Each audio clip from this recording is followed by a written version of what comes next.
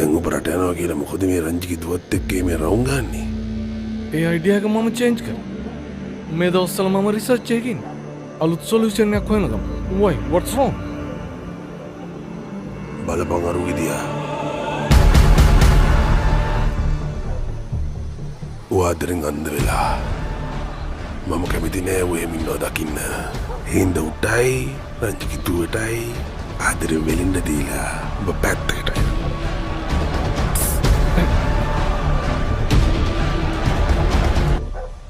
වං අත පැත්තටද දකුණු අත පැත්තටද?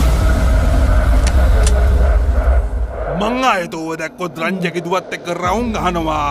මන්තෝගේ කටට වෙඩි තියෙනවා. රංජගේ පුකෙන් උණ්ඩ එළියට එන්න. මොකද? මම යන්න.